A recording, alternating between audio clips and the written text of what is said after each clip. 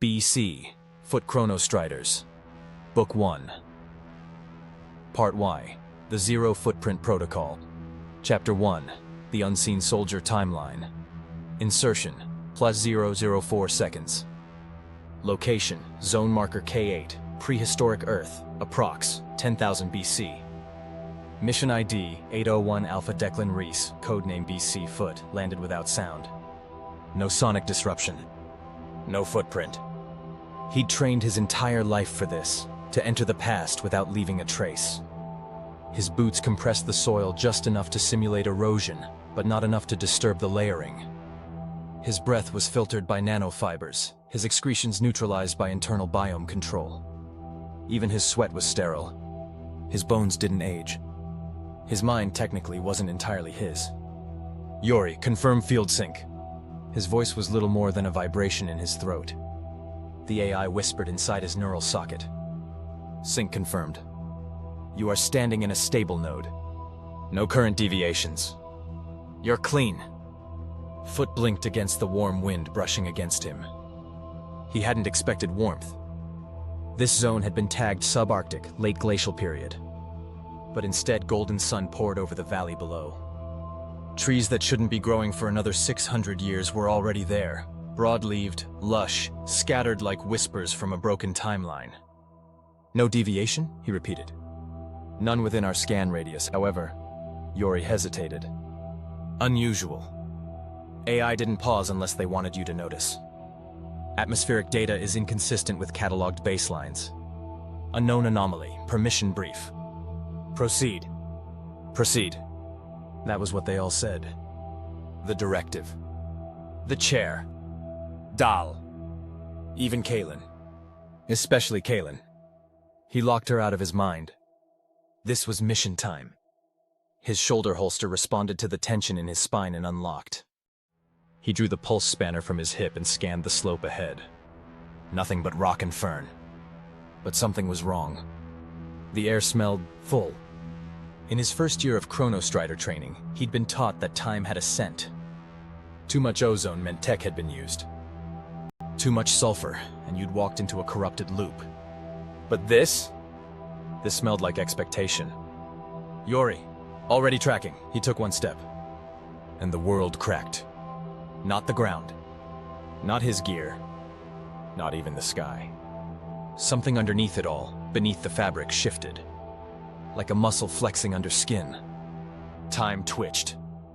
His HUD blinked. Error. Chronomap desync. Zone marker resetting. Impossible, Yori whispered. That's not supposed to... Then came the scream. It wasn't human. It echoed off the cliffs to his west and bounced through the ancient trees like a warning. Something massive, bone-deep and furious, roaring not just through the air but through the layer beneath history. He raised his weapon. The scream faded. Track that. Already marked. Then silence. He should have called for extraction. He should have flagged the anomaly and initiated fallback protocols. But the directive was clear. Observe. Neutralize. Leave no trace. He kept moving. 7 minutes earlier, far above, far ahead, Kalen Rose sat at her console inside the directive's core chamber, orbiting low above the Earth's ionosphere, watching her telemetry blink red. Foot's readings were stable, but the zone wasn't. The anomaly was pulsing again. Behind her, Siwen Dahl stood with arms crossed, jaw tight, watching Foot's vitals. You should have pulled him already, Kalen said. Dale didn't flinch. You engineered him not to need pulling. Kalen turned. That's not what we agreed. You agreed, Dahl corrected coldly. I executed. Below, on the ice-covered Earth, her ghost moved through time, unaware of what was waiting just beyond the glacial ridge. She whispered his name, not his code name, not what the directive called him. Declan. Present moment. Earth. 10,000 BC. Foot rounded a glacial outcrop and stopped. There, in a sunlit clearing, stood something that could not exist. It looked like a cairn, a stack of smooth, concentric stones, but it was pulsing. Slowly. With light. Light that beat like a pulse. Like a heart. And etched into the surface of the largest stone was a spiral. crude. Charred into the surface. Yori, verify. Silence. Yori, nothing. He stepped closer, just enough to trigger the proximity algorithm. His boot landed in soft moss and left an imprint. He looked down and froze. His footprint, the one thing that should never happen, was there. Solid. Permanent. Above it, carved into the rock, were 5 letters. F-O-O-T. Impossible, he whispered. Then the whisper came. Not Yori. Not wind. Something else. Welcome back. And from the tree line, a spear flew straight at his face. Chapter 2. Code. Temporal Ghost. Timeline. Offset. +100, 08, 17. Location. Outskirts of zone marker. K8. Valley Ridge. 10,000 BC. The spear spun through the air like a question hurled by the past itself. Foot didn't flinch, his reflex systems activated before conscious thought. Time slowed, not in reality, but in perception. His heart rate dropped to 32 beats per minute. Neural dampening initiated. Breath suspended. The throw was wild, primitive, but intentional. He moved 3 inches to the left, tilted his torso, and the spear missed by less than a hair. It embedded in the dirt behind him, humming with the force of impact. He turned. The thrower was already gone. No footprints. No motion trail. Yori, where the hell are you? Silence. No neural echo. No HUD pulse. Nothing but static crawling across his vision like insects of broken code. He was alone. Not just physically, chronologically. Unlinked. Unrecorded. The directive's nightmare. His own deepest training drilled one thing above all else: never go ghost. Ghost mode wasn't stealth. Ghost mode meant total disconnection. No scan back. No backup. No time anchoring tech to call him home. He crouched beside the cairn, his name still burned into the stone, and scanned it with a manual pulse. It glowed red. Then pulsed again. This wasn't built, it was placed, he muttered. Time left no waste. That was the paradox. Everything moved forward, but it remembered itself. This stone didn't belong to this era. The lichen on it didn't even match the biome. The spiral, some primal code, was etched in carbon not yet present in the biosphere. Foot stood up. His name on the rock was in his own handwriting.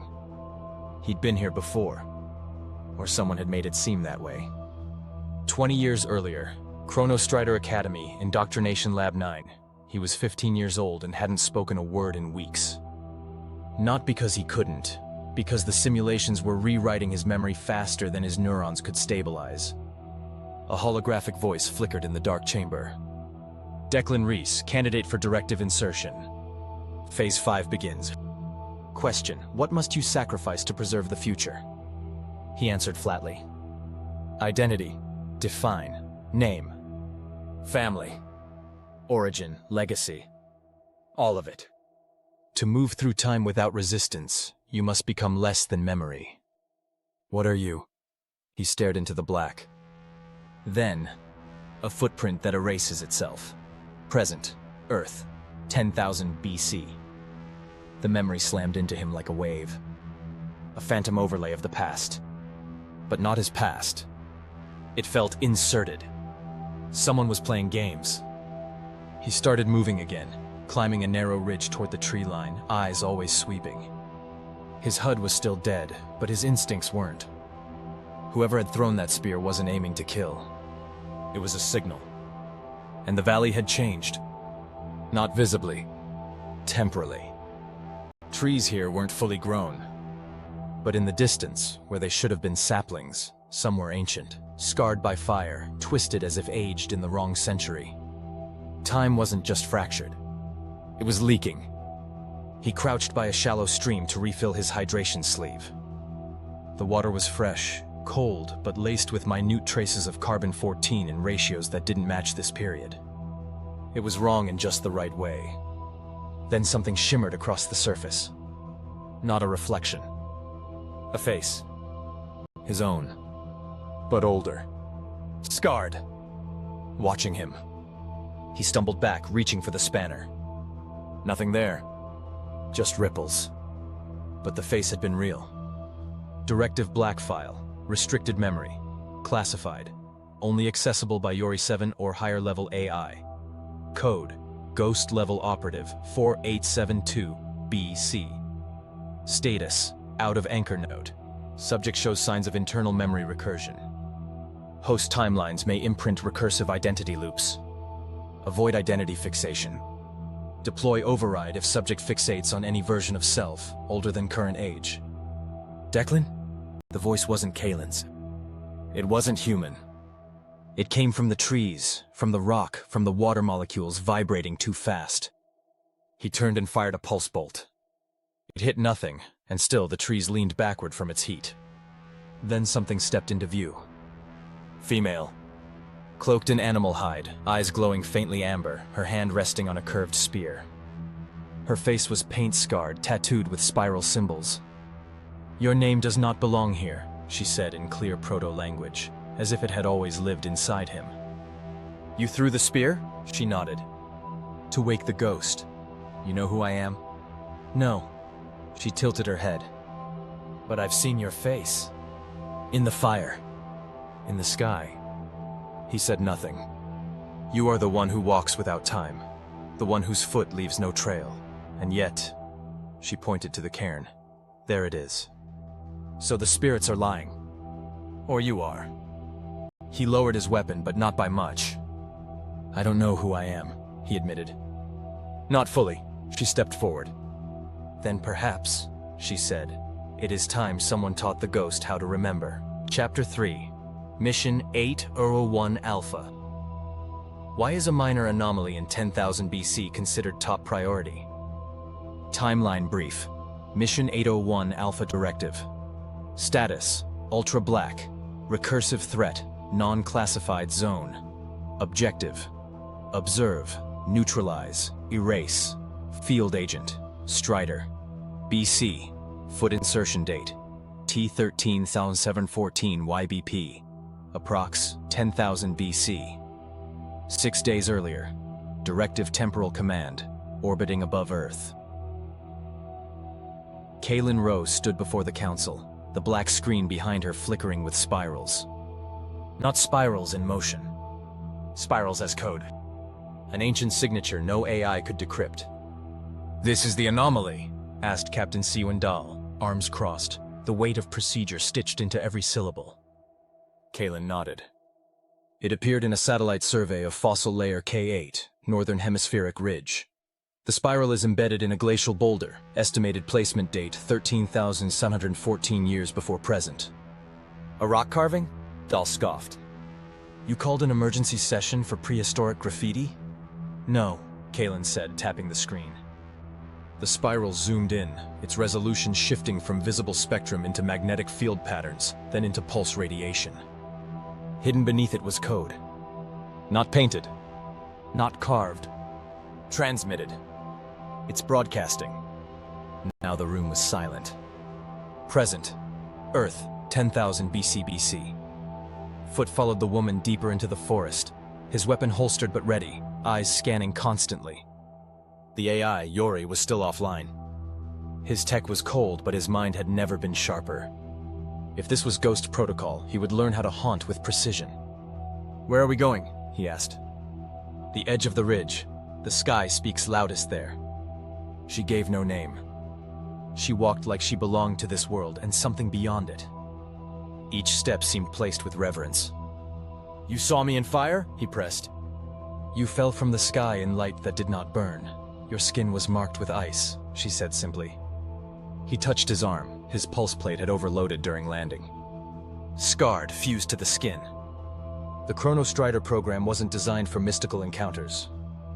It was designed to intercept anomalies, clean them, erase the evidence, and step out of history like nothing had ever happened. But Mission 801 Alpha wasn't behaving like a glitch. It was behaving like a message. 4 days earlier, Temporal Diagnostics Vault, Level Omega. Kaylin watched the broadcast loops again. In every major timeline fracture ever recorded, Directive pattern scanners picked up residual chaos, corrupted biology, memory anomalies, non-sequential thought loops, environmental imbalance. But never coherent signal patterns. Until now. The spiral on the rock was pulsing in rhythm with a mathematical base not used by modern computers, but used in pre-AI code relics. It was Fibonacci, but reversed. A decaying spiral. Time-coded in contraction. "It's not noise," she whispered. "It's memory. Present Earth." The woman led Foot to a bluff overlooking the frozen river. At its edge stood a small circle of stones arranged deliberately. In the center, something shimmered, barely visible to the eye. It looked like a tear. Not in fabric. Not in air. In reality. He stepped forward and dropped to one knee. The tear pulsed. Not light. Not heat. Information. His pulse plate vibrated. "Yori online," he gasped, startled at the voice's return. "You're back," barely. "Systems corrupted. I had to reroute through non-temporal pathways." "What the hell is this?" Foot asked aloud. The woman didn't answer. Yori did. "Signal matches anomaly embedded in spiral rock. Recursive transmission. This is the origin point." "Origin of what?" "Not known." Foot placed his hand near the rift. It responded. Not like a computer. Like a living sensor. A pulse throbbed up his forearm, then another. Each one faster. Sharper. Like a heartbeat. "It's alive, or simulating life." Then the rift pulsed. A shockwave knocked him backward. He rolled, weapon drawn, and aimed at the shimmer, but it was gone. Only the stones remained. He stood slowly, breathing hard. The woman had not moved. She stared at him, unreadable. "That," she said, "is the voice of the sky, and now it knows you're here." "What is it?" he asked. She hesitated. "My tribe called it the wound that remembers." She looked down at his arm, which still pulsed faintly. "And now you are marked." He turned away, voice low. "Yori, this was supposed to be a minor anomaly. Why was this mission top priority?" There was silence. Then, "Because it's not an anomaly. It's a signal. From the future. Or from something beyond it." Mission Log Addendum, Directive Internal Message. Chain 2, Commander Sywin Dahl, from Kalen Rowe, Subject, Re 801 Alpha Mission Priority. Message, you don't understand. It's not just that someone left a message in 10,000 BC. It's that the message knows who we are.